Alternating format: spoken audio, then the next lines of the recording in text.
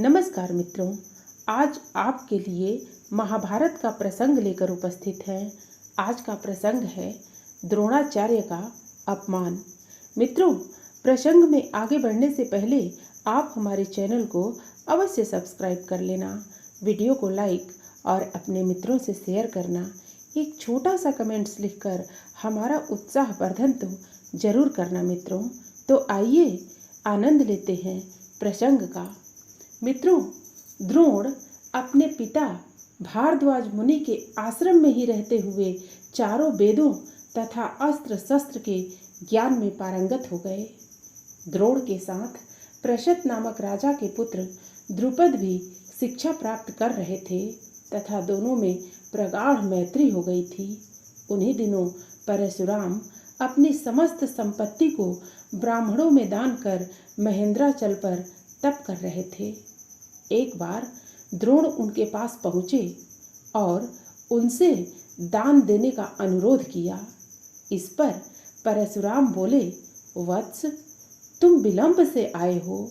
मैंने तो अपना सब कुछ पहले से ही ब्राह्मणों को दान में दे डाला। अब मेरे पास केवल अस्त्र शस्त्र ही शेष बचे हैं। तुम चाहो तो उन्हें दान में ले सकते हो। द्रोण यही तो चाहते थे, अतः उन्होंने कहा, हे गुरुदेव, आपके अस्त्र शस्त्र प्राप्त करके मुझे अत्यधिक प्रसन्नता होगी, किंतु आपको मुझे इन अस्त्र शस्त्रों की शिक्षा दीक्षा देनी होगी तथा विधि विधान भी बताना होगा। इस प्रकार परशुराम के शिष्य बनकर द्रोण अस्त्र शस्त्र आदि सहित समस्त विद्याओं के अभूतपूर्व ज्ञाता हो गए। शिक्षा प्राप्त करने के पश्चात द्रोण का विवाह कृपाचार्य की बहन कृपि के साथ हो गया। कृपि से उनके एक पुत्र हुआ। उनके उस पुत्र के मुख से जन्म के समय अश्व की ध्वनि निकली, इसलिए उसका नाम अश्वस्थामा रखा गया। किसी प्रकार का राज्याश्रय प्राप्त न होने के कारण द्रोण अपनी पत्नी कृपि तथा पुत्र अश्वस्थामा के साथ निर्धनता के साथ रह रहे थे। एक दिन उनका पुत्र अश्वस्थामा दूध पीने के लिए मचल उठा, किंतु अपनी निर्धनता के कारण द्रोण पुत्र के लिए गाय के दूध की व्यवस्था न कर सके।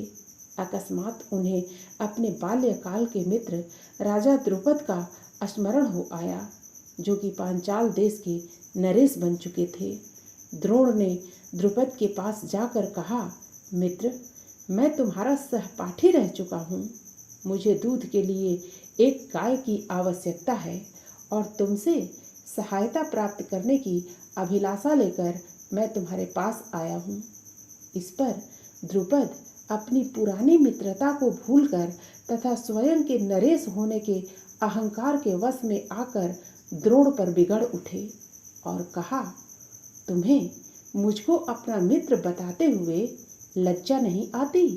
मित्रता केवल समान वर्ग के लोगों में होती है, तुम जैसे निर्धन और मुझ जैसे राजा में नहीं। अपमानित होकर द्रोण वहां से लौट आए और कृपाचार्य के घर गुप्त रूप से रहने लगे। एक दिन युधिष्ठिर आदि राजकुमार जब गेंद खेल रहे थे तो उनकी गेंद एक कुएं में जा गिरी। उधर से गुजरते हुए द्रोण से राजकुमारों ने गेंद को कुएं से निकालने के लिए सहायता मांगी। द्रोण ने कहा, यदि तुम लोग मेरे तथा मेरे परिवार के लिए भोजन का प्रबंध करो तो मैं तुम्हारी गेंद निकाल दूंगा। युधिष्ठिर बोले, देव, यदि हमारे पितामह की अनुमति होगी तो आप सदा के लिए भोजन पा सकेंगे। द्रोणाचार्य ने तत्काल एक मुट्ठी सीख लेकर उसे मंत्र से अभिमंत्रित किया और एक सीख से गेंद को छेदा, फिर दूसरी सीख से गेंद में फंसी सीख को छेदा। इस प्रकार सीख से सीख को छेदते हुए गेंद को कुएं से निकाल दिया।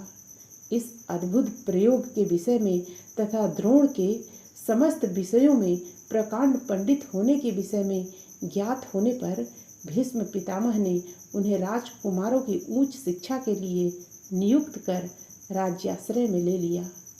मित्रों, फिर मिलते हैं अगली प्रस्तुति में नई कहानी के साथ। धन्यवाद।